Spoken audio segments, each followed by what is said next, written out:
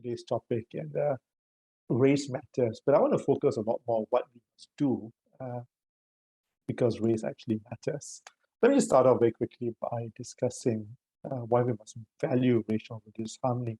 And I think Andrew had already surfaced a number of those issues. But let's just begin to remember that Singapore as a society is very diverse. Now, if we look at race, you can look at religion, but we are extremely diverse as a society. And when we look around the world, we find in different societies, different levels of diversity. We have to be a society where we've got extreme amounts of diversity. In fact, when it comes to religion, we're the most religiously diverse society in the world. Ethnically, we do have quite a bit of diversity in proportions, which might be larger than many other places in the world. So part of our life and our experience as a society has been living in diversity. And this is something that you experience on a day-to-day basis, and you're very familiar with it. All of us do, and there's just no way for us to kind of enclave ourselves or segment ourselves to a very only to deal with people of one particular ethnicity or religious background. The very fact that we've got the ethnic integration policies just kind of force integrated living of Singaporeans. Very important, also, if we think about issues to do with race and the level of harmony that we experience right now, is to consider the fact that there is a historical context. Again, Mr. Andrew talked about quite a bit of that history. And for those of you who are familiar with history and you're looking at issues to do with separation, how we got here as an independent nation state, you know that race is a very important part of that. And I won't take you through what I guess many of you are very familiar with history books. But I think it's important for us to remember that our society was not highly integrated. There was a period of time when there was quite considerable amount of fractures. Now, that reminds us that nation states or places or societies don't necessarily hark towards a harmonious state. That's not the norm. In fact, tension is very much part of many societies. And so if you look at other societies around the world, you do notice that more often than not, there are tensions and there are differences between, for instance, majority and minority races. There's always going to be this feeling of being left out or marginalized, or one group taking a more superior position and sometimes intentionally or unintentionally suppressing another group. So this seems to be what is commonplace throughout the world. And so for Singapore, thinking again historically, how the government had taken a very strong posture in dealing with matters of race and religious harmony. They always looked at race and religious harmony as potential problems. Now, some would argue and say, well, this kind of framing of our nation makes us cease from celebrating the beauty that comes with race. And I do recognize that ethnicity, culture is something that we really should be celebrating rather than viewing as something which causes divide and problem and pain. But yet, from a policy perspective, this has been the way our government has conceived the notion of race. It's been one where it's been said as something that can break society apart if we don't deal with the issue intelligently. I'm sure that Mr. Rajaratnam would agree that if we do integrate the diversity within our society and bring it together, what we will see is substantial strength percolating throughout our nation. So as former Prime Minister Goh Chok Tong mentioned, racial and religious harmony is extremely important as a bedrock of a society. And without it, we will not see the kind of prosperity and peace that we want to envision or we envision within society. This is something that is not just held by political leadership in our country. If you look at a report we released very recently in September, when we looked at issues to do with identity aspects of Singapore, we noticed that Singaporeans take a lot of pride in our country's success and diversity. So look at diversity and freedom, very important, number 10, racial equality. So we do have quite a lot of Singaporeans who are proud about these. This is an important aspect of it. Of course, there are things that we're not very proud of, for instance, how we treat migrant workers, for instance, or maybe how our press puts out things, but we are very proud about issues to do with religious and racial diversity. We value multiculturalism. When we ask Singaporeans to tell us what would be important values that newcomers to Singapore need to adopt if they're going to be successfully integrating in Singapore, you notice that tolerance and multiracialism just come just after respect for law. So this is a very important aspect of what we are in the society. And we also view matters of race as being very important. In fact, when we ask people about what can threaten the future of Singapore, what can break us, if you notice, apart from the pandemic and the economic downturn, the third thing was distrust between races. So Singaporeans across ethnic backgrounds recognize the fact that we do need to preserve harmony, and when we do have distrust between the races, the consequence can be very substantial for us as a nation.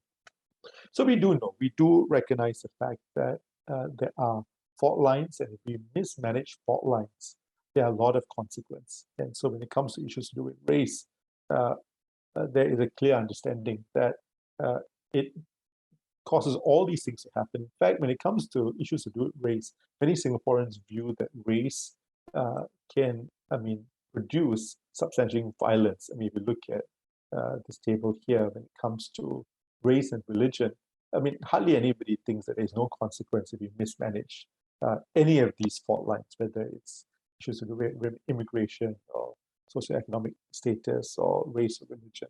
But when it comes to race and religion, there's a lot more understanding that this could really break our society apart in many ways, including in terms of violent episodes. Let me quickly then look at this issue about whether we have arrived in our multiracialism. Once in a while, when we engage with different groups of people, you have this normal statement that, why do we talk so much about race? And in fact, maybe you've been wondering, talking about race matters, despite the fact that Sir Andrew has mentioned the salience of issues to do with race in our society. But then for quite a few, the lived-in experience has been that, we live in a very cohesive society. Why do we talk a lot about it? So we have this notion, at least in some quarters, that we have reached some kind of multiracial nirvana. All of us can hold hands, as the picture shows, and we can sing Kumbaya, and we can feel very much part of it. But the reality is a little different. And if we dig deep down, we'll notice that there are, differences of opinion when it comes to issues with race. We do still have some levels of gap in terms of how much we trust each other. We are not as completely connected with each other, and we don't have all the social bonds which we need to be cohesive. And there's still some level of prejudice that exists in our midst. Prejudice, stereotyping, discrimination. But let me just provide some, broad views that come from our research over the years, especially when we make comparisons between waves. This is part of a study that IPS and onepeople.sg work together to do. It's called the Indicators of Racial and Religious Harmony. One thing we do is look at issues to do with racial trust, and do we trust people from different races? In those days, we asked the question, what proportion of people with the following race do you think can be trusted to help you if Singapore faces a national crisis? And we give the example of SARS. Today, it probably will be COVID when we do the study. But we do notice that when it comes to, how much people trust the majority race as the Chinese and minorities, you see a little gap there. There's higher trust for the majority compared to the minority. It's about a 10% gap there. But the good thing is, when we look at this study over the years, we notice that trust has gone up. There are more today who would be able to trust a minority person. And I think that's a good picture. Remember, we don't come from an ideal state, and we have not all arrived. So we celebrate the changes and the progress we're making as a society. We also notice that in terms of our fabric, we are beginning to have more close friends of other races. Now this is the reality is that if you're Chinese, it's harder to, or at least the stats tell us that perhaps it's only maybe about 30% of us have a Malay friend, and maybe about 25% of us have an Indian friend. And part of this is demography. I mean, the fact that you don't have as many minorities within society, so sometimes it's not always possible. On the other hand, if you are a minority member, if you're Malay, Indian, you're Chance or you're Asian, there's much higher chance for you to know someone who is Chinese, for instance. But again, we've noticed that over the years, more and more Singaporeans do know someone of another race and have close friend of another race. In fact, when we look at more casual friendships, we see a lot of Singaporeans have some casual friend of another race, which is, and of course, another religion. So that's actually a very good development that has happened over the years. But of course, there's still that room for greater interracial, interreligious ties in our society. What about prejudice? We just look at broadly, we ask people about whether people think that there's higher levels of prejudice. People say not really, not so much more prejudice when it comes to race and religion. But yet, when you ask Malay and Indian respondents, and this is something that we see in our different studies, ethnic minorities are more likely to feel that there are more places of prejudice and difference that they experience. Mr. Andrew has mentioned some of our study earlier, the IPS Chang News Asia study, which looks at race relation. In fact, we are rerunning that study right now as we speak. It's in the field. And that day when we did that study, we realized that there was a little gap. And when you ask Singaporeans to look at people of very different ethnic groups, whether it's Indian, Malay, Chinese, New Immigrants, the whole range of ethnic backgrounds, and you ask them whether, for instance, would you be all right if somebody, a family member, marry someone of this race, or would you be all right if this person of this race teaches your child maths? Would you be all right if this person of this race runs your business? We didn't notice a gap there. Nearly everybody was all right, for instance, of having their children play with people of another race. But that cannot be said, for instance, about economic matters. So whether it's running a business or teaching mathematics, or becoming a prime minister or president, you don't notice that there would be a little difference in terms of whether people felt that everybody, regardless of race, would be suitable in those positions. In fact, our studies do show that when people are asked about making decisions in terms of hiring, who you hire, who you want to have in your workplace, people do say that race is at least somewhat important. It's not the most important thing. Most Singaporeans accept the fact that what is most important when you make decisions about hiring is got to do with ability. Education is high, ability is high, but can't run away from the fact that especially if roles are a little bit more closer, then race becomes more and more important.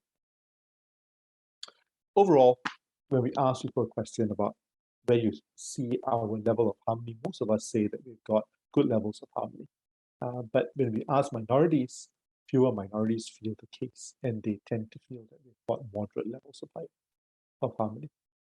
Let me move on now in the remaining few minutes to talk about the big issue that is there, and I think it's something that onepeople.sg has been championing quite a while. It's really contending with racism and dealing with that.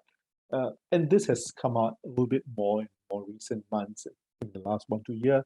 It's really in your face, and many of you know these situations, so I won't belabor the point. Which is caused, in fact, we read the statement by Mr. Shanmugam. The concern is that are we moving in a different direction? And something wrong with our fabric. Now, the reality is that few Singaporeans are actually, a few of us believe that Singaporeans are racist. In fact, if you look at this, we have like 36 items, and we ask Singaporeans to rate each one of these items and seeing what proportion of Singaporeans do you think fit this particular trait. And if you notice, the one that's lowest is racist. So most of us do not think we are racist. So that's a nice part. In fact, a lot of us believe that as a society, we endorse multicultural, multiracial values. So that is really the broader picture, I think, which we should celebrate. We should know that is really how our society operates and lives. We're very different. When a lot of the discussion about Black Lives Matter came out middle last year, there were a lot of complaints about, concerns about how the police treat people who are ethnic minorities.